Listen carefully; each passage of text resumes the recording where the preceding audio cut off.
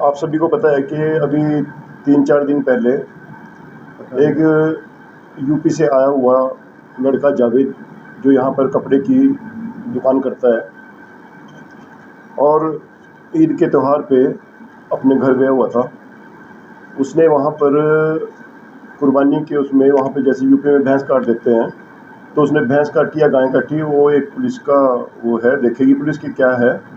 लेकिन जो उसने सोशल मीडिया पे ये मतलब जानवर को काट कर बेरहमी से जो उसकी फ़ोटो दिखाई है, वो बड़ी हमारे मुसलमानों के लिए बड़ी बेइज्जती की बात है। हमारा इस्लाम इसमें बदनाम हुआ है। ऐसे घटिया सोच के लोग या अनपढ़ता, उनको हमारे जैसा शहर, नाहन शहर जैसा हमारा है, भाईचारा इसमें बहुत अच्छा है, हिंदू भाइयों के साथ, सिख भाइयों के साथ जो भाईचारा है, तो ऐसे शख्स ने और बिल्कुल बर्बाद कर दिया इसको। और आने वाले समय के लिए हमने प्रशासन से भी, आज एसपी साहब से, डीसी साहब से, एसडीएम साहब से बात हुई थी।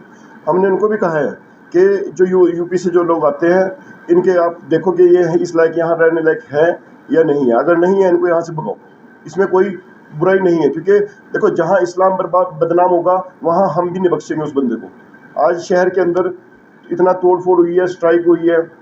पंगा था सिर्फ उस शख्स, एक उस दुकानदार का और एक अपने व्यापार मंडल का।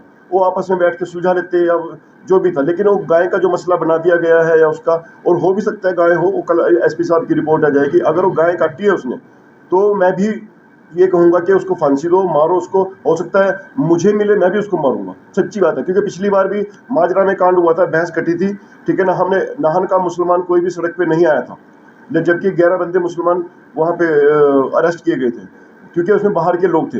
इस वाले में भी बाहर के लोग थे। लूट मचारी हो रही है शहर के अंदर, पूरे हिंदुस्तान के अंदर नाहन बदनाम हुआ है, बड़ी शर्म की बात है। लेकिन जो एक छोटे नेता है, जो उनको कोई रोकने वाला नहीं है। और बाहर से आ रहा कोई, और सबने 4-5 दुकानों का सामान लूटा है। डर के हमारे कम से कम 16 लोग यहाँ से जा चुके हैं अपना काम धंधा छोड़ के।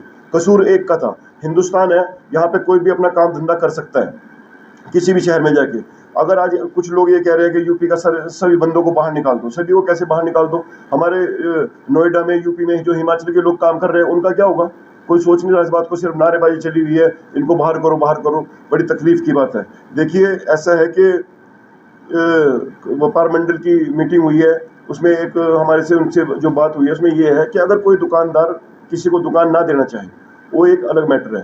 लेकिन धक्का मुक्की में निकालना, मारना, पीटना, ये अच्छी बात नहीं है। कसूर एक का था, भुगतना कई व्यापारियों को पड़ा यहाँ पे। तो मेरा एक मैसेज उन लोगों के लिए है जिन्होंने नाहन का माहौल ख़राब करा है, कि हमने पिछली बार भी बात की थी, जबकि अरुण साथी जी ने हमको मना करा था कि मारपीट की बात मत करें।